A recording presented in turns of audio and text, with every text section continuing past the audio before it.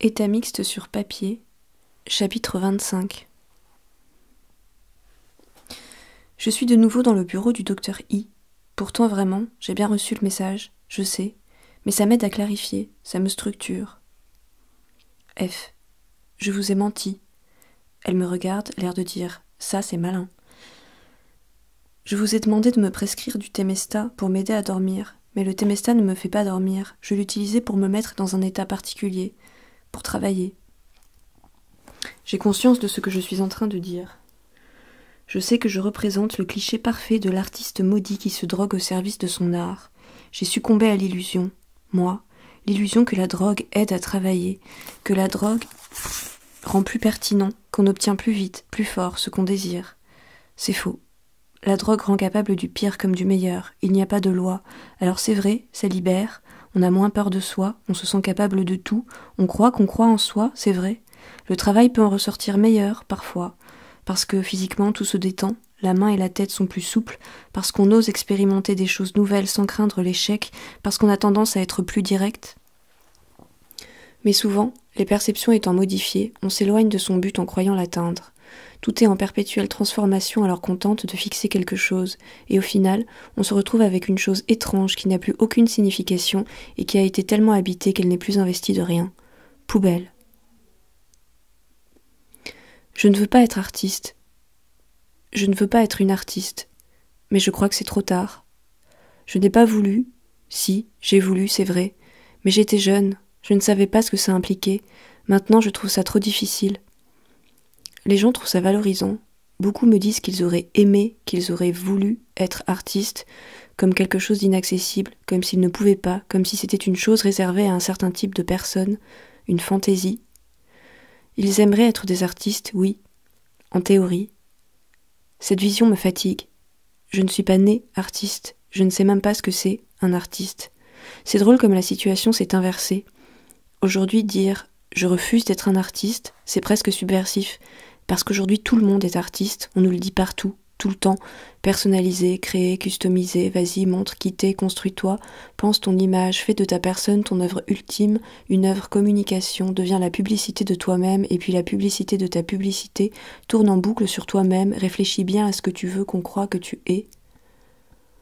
Tous des panneaux, publicité de l'identité, mobile et interactif, mais pas trop quand même, parce que ça prend du temps de se construire tout seul chez soi avant d'aller faire un tour pour avoir des retours.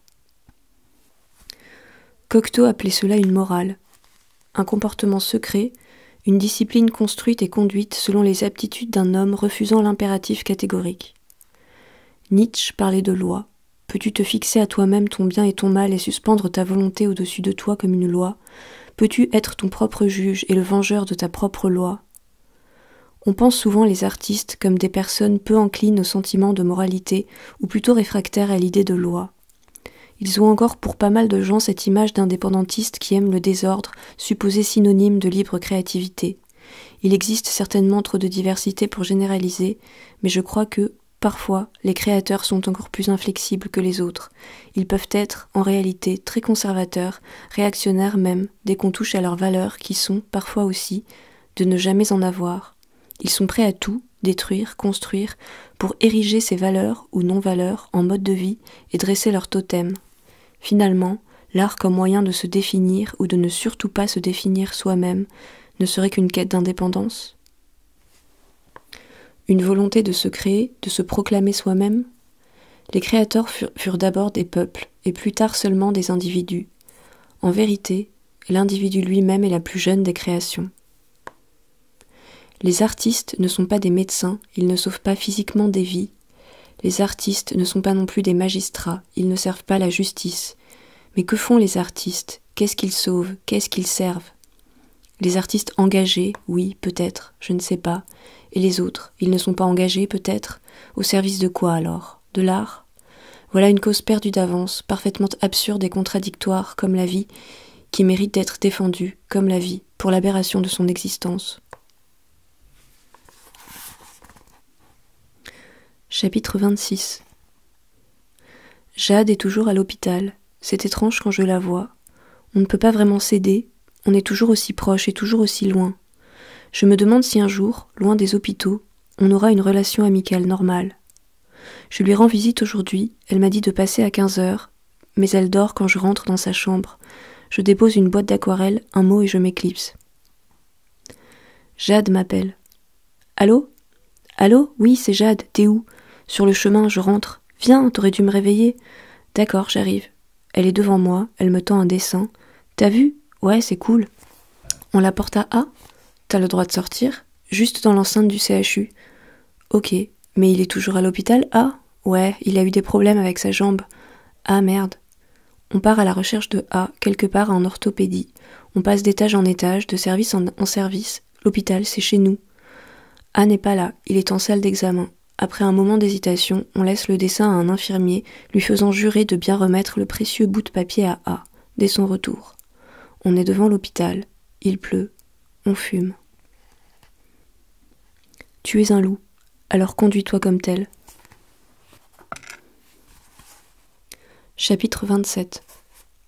Le docteur I me dit souvent « Vous vous retrouvez toujours dans des situations, et c'est vrai, je me retrouve toujours dans des situations, parce que j'ai peur, je fais des trucs improbables. La peur engendre l'impuissance, c'est-à-dire l'immobilité forcée, la paralysie. Comme le moment entre le sommeil et l'éveil, quand on a conscience de dormir à moitié et qu'on tente de bouger son bras sans qu'il ne se passe rien. On s'acharne, on se concentre de toutes ses forces pour bouger ce foutu bras, mais le corps ne répond pas. C'est insupportable, c'est la panique d'être paralysé. Il faut se réveiller, se forcer à se réveiller, c'est très violent comme démarche. C'est ça, la peur engendre l'impuissance qui génère de la violence. Jusque-là, ça va, plutôt classique le schéma. Là où tout se complique, c'est quand l'esthétique s'en mêle. Quand l'esthétique s'en mêle au ressenti, aux émotions, quand je développe un rapport esthétique aux sentiments que j'éprouve et aux situations que je vis dans la réalité.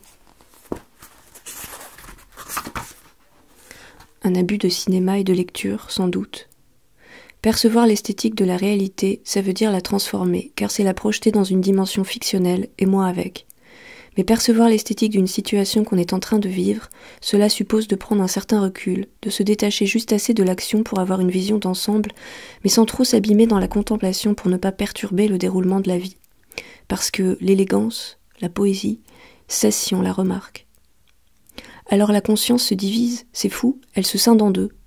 Parce qu'il faut être à la fois à l'intérieur, dans la réalité de ce qu'on vit, tout en étant à l'extérieur, à regarder ce qu'on vit comme on regarde un film. Mais comment être deux personnes différentes, à deux endroits à la fois, dans le même espace-temps ? Comment je peux, au même moment, être cette personne qui agit et être cette personne qui considère une autre personne agir ? Ben justement, des fois j'ai du mal, ça court-circuite. Je me vois vivre comme si j'étais quelqu'un d'autre que moi, le moi physique disparaît, le moi fictionnel demeure, dépersonnalisation totale, je perds la moitié de conscience qui manquerait dans le réel. Voilà, c'est l'esthétisation du réel qui conduit vers la fiction, c'est le pont entre le réel et la fiction, c'est l'esthétique, le point de basculement.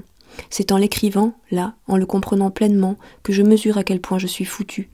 Mais si, parce que l'esthétique n'a pas de règles, dans ce domaine il n'existe ni mal, ni bien, ni juste, ni injuste, et il n'existe aucun danger réel, physique. Seule existe la sensation de beauté et la dimension poétique de la réalité. Quand je porte un jugement esthétique sur ce que je suis en train de vivre, ça veut dire que je ne suis plus en capacité de savoir si je suis en train de faire quelque chose de bien, de juste ou de dangereux. Je peux donc être dans un contexte violent, par exemple, et trouver la situation esthétique. Alors je ne fais pas en sorte de sortir de ce contexte, car c'est le potentiel esthétique de la situation qui me saute aux yeux avant la violence de la violence. Parce que je projette de la métaphysique et de la poésie sur des actes, des paroles, des comportements et des contextes qui ne sont en réalité que des actes, des paroles, des comportements et des contextes, des faits. Et les faits n'ont pas toujours été créés, ils se produisent aussi parfois. Moi non plus, je ne comprends pas bien ces deux dernières phrases, mais je sais qu'elles disent vrai. Je deviens spectatrice d'une vie qui n'est plus la mienne, mais j'en incarne le personnage principal.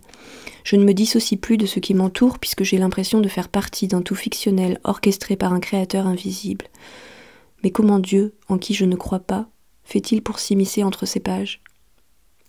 Je perds ma pleine conscience, je me perds, moi, et peut-être que, finalement, ce qu'on appelle le divin, c'est l'abolition d'une partie de la conscience, ou alors c'est que je me prends pour un chaman. Tu es un loup, alors conduis-toi comme tel. Mais que signifie être loup ? Être loup, c'est être un prédateur sauvage en voie d'extinction. J'aurais voulu être loup. Des fois, je me sens loup. Dans la grande forêt, ouais. j'aurais bien aimé. La réalité, c'est que la plupart du temps, je galère comme un hérisson qui voudrait traverser une autoroute. Voilà, c'est comme ça qu'on se retrouve dans des situations pas possibles. À prendre trop de recul par rapport à soi et à son environnement, on se perd soi et son environnement, et donc on perd tout recul. Ah, mais quand j'essaie de contrôler, tout devient incontrôlable.